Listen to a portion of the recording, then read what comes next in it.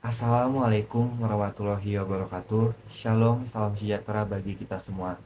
Puji dan syukur kita panjatkan hadirat Tuhan Yang Maha Esa, karena atas rahmat dan karunia-Nya kita masih diberi kesempatan untuk belajar, berpikir, dan menyampaikan pandangan dalam keadaan sehat, jasmani, dan rohani.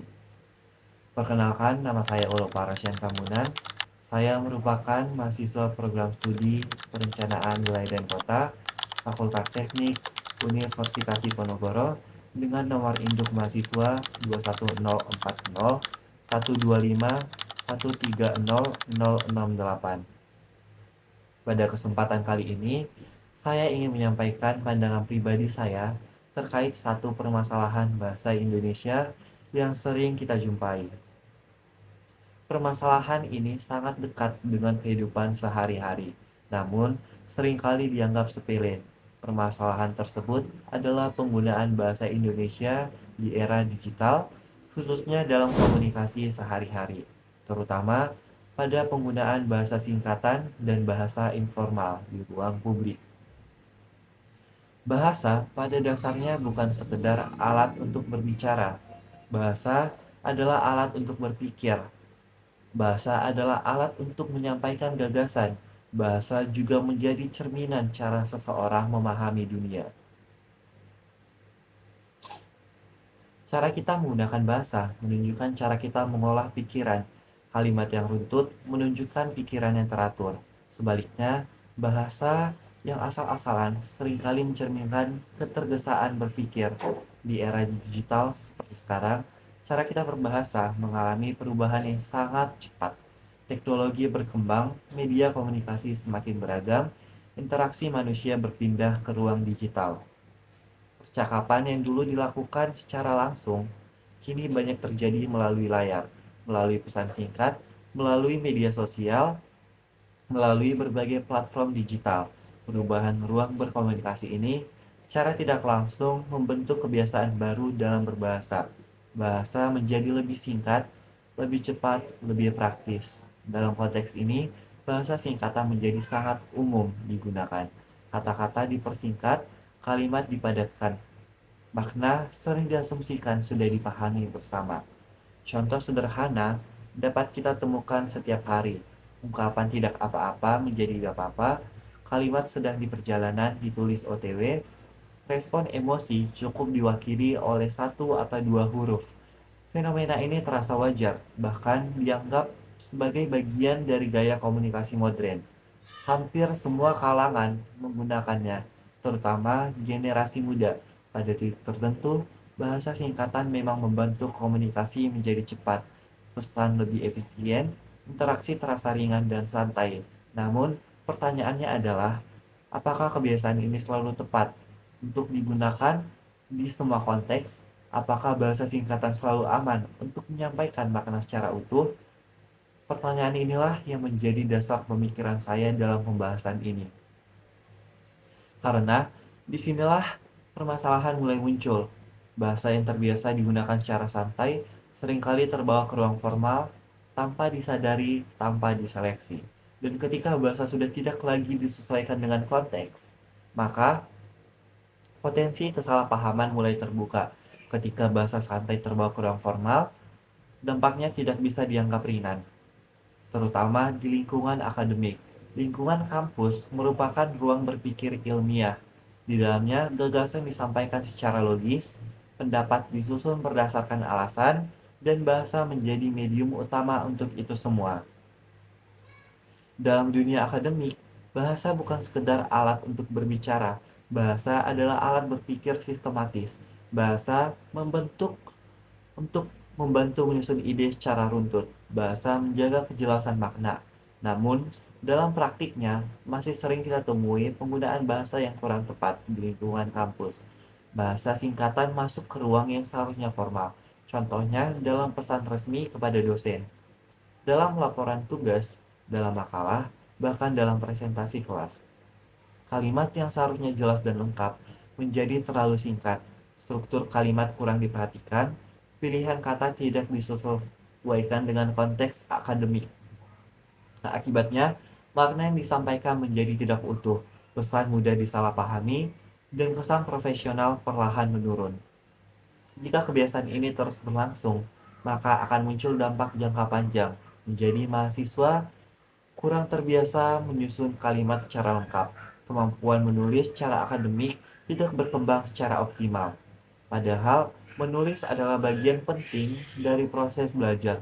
Menulis melatih ketelitian berpikir, menulis melatih kesabaran menyusun ide, menulis melatih kemampuan berargumentasi. Bahasa akademik memaksa kita untuk berpikir pelan, memilih kata secara sadar, menyusun kalimat secara bertanggung jawab. Jika sejak awal kita terbiasa menggunakan bahasa yang terlalu singkat, maka proses berpikir mendalam menjadi terhambat. Sebagai mahasiswa perencanaan wilayah dan kota, hal ini menjadi sangat relevan karena bidang perencanaan menuntut kejelasan. Seorang perencana tidak hanya mengolah data, tetapi juga menyampaikan hasil analisis, menjelaskan rekomendasi, meyakinkan pihak terkait dalam proses perencanaan. Bahasa digunakan untuk menjelaskan kondisi, bahasa digunakan untuk menyampaikan masalah, bahasa digunakan untuk menawarkan solusi. Jika bahasa yang digunakan tidak tepat, maka pesan tidak tersampaikan dengan baik, rekomendasi bisa disalahartikan, keputusan yang diambil bisa keliru. Perencanaan wilayah dan kota berhubungan langsung dengan masyarakat, dengan kepentingan publik, dengan kebijakan jangka panjang. Oleh karena itu, kejelasan bahasa menjadi hal yang tidak bisa ditawar. Bahasa harus tepat, jelas, dan bertanggung jawab. Selain aspek akademik, bahasa juga berkaitan dengan sikap. Cara kita berbahasa menunjukkan cara kita menghargai orang lain. Bahasa yang sopan menunjukkan etika. Bahasa yang terstruktur menunjukkan kesungguhan. Bahasa yang tepat konteks menunjukkan kecendekiaan. Dalam komunikasi formal, bahasa bukan soal kaku atau tidak, tetapi soal ketepatan dan kesadaran. Menggunakan bahasa formal bukan berarti kehilangan kepribadian, justru menunjukkan kemampuan menempatkan diri. Oleh karena itu, penting bagi mahasiswa untuk memiliki kesadaran berbahasa. Sadar kapan boleh santai, sadar kapan harus formal. Bahasa singkatan bukan untuk dihilangkan, namun perlu digunakan secara bijak, disesuaikan dengan konteks. Disinilah peran pendidikan bahasa menjadi penting.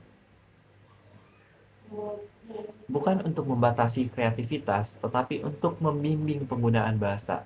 Bahasa Indonesia harus terus berkembang, namun tetap menjaga ketepatan makna, keindahan struktur, dan fungsi ilmiahnya. Selain di lingkungan kampus, penggunaan bahasa Indonesia juga sangat terlihat di ruang publik digital. Media sosial menjadi ruang paling aktif dalam penggunaan bahasa di ruang ini. Setiap orang bebas menyampaikan pendapat, bebas berkomentar, bebas bereaksi. Namun, kebebasan tersebut seringkali tidak diiringi dengan kesadaran berbahasa. Bahasa yang digunakan cenderung spontan, emosional, dan minim pertimbangan. Pilihan kata seringkali tidak dipikirkan dampaknya. Dalam kondisi tertentu, bahasa singkatan mempercepat penyampaian emosi, namun dalam kondisi lain, bahasa tersebut justru memperbesar potensi kesalahpahaman. Satu kata dapat ditafsirkan berbeda, satu kalimat dapat memicu perdebatan, bukan karena isi, melainkan karena cara penyampaian. Hal ini menunjukkan bahwa bahasa memiliki kekuatan besar. Bahasa dapat mendekatkan, namun juga dapat menjauhkan. Dalam ruang publik, bahasa tidak hanya mewakili diri sendiri, bahasa juga mewakili cara kita memandang orang lain. Menggunakan bahasa secara bertanggung jawab merupakan bentuk kedewasaan berpikir. Bukan berarti harus selalu formal, tetapi mampu menyesuaikan diri dengan situasi. Bahasa Indonesia memberi kita banyak pilihan kata, bahasa yang sopan, bahasa yang tegas, bahasa yang santai, semuanya tersedia. Tantangannya bukan pada kekurangan bahasa, tetapi pada kesadaran penggunaannya. Sebagai generasi muda, kita memiliki peran penting dalam menjaga bahasa Indonesia, bukan dengan menolak perubahan, tetapi dengan mengelola perubahan. Bahasa akan terus berkembang. Itu hal wajar, namun perkembangan tersebut perlu diiringi dengan tanggung jawab. Menggunakan bahasa yang baik dan benar bukan berarti harus kaku, melainkan tepat guna, tepat konteks, tepat tujuan. Jika kita mampu menempatkan bahasa secara proporsional, maka komunikasi akan lebih bermakna. Gagasan tersampaikan, hubungan terjaga. Sebagai mahasiswa, kita dituntut tidak hanya cerdas secara akademik, tetapi juga cerdas dalam berkomunikasi. Bahasa adalah cermin kecendekiaan. Cara berbicara menunjukkan cara berpikir, cara menulis menunjukkan cara menyusun logika. Oleh karena itu, saya ingin mengajak kita semua untuk memulai lebih sadar berbahasa. Mulai dari diri sendiri, mulai dari hal sederhana, gunakan bahasa singkatan pada tempatnya, gunakan bahasa formal pada konteksnya, dan gunakan bahasa Indonesia dengan rasa tanggung jawab. Karena melalui bahasa, kita tidak hanya menyampaikan pesan, kita juga membentuk peradaban sebagai penutup. Saya berharap pandangan ini dapat menjadi bahan refleksi bersama, bukan untuk menghakimi, bukan untuk membatasi, tetapi untuk mengajak berpikir agar bahasa Indonesia tetap hidup, tetap berkembang, dan tetap bermakna. Terima kasih atas perhatian yang telah diberikan. Semoga apa yang saya sampaikan dapat bermanfaat. Wassalamualaikum warahmatullahi wabarakatuh.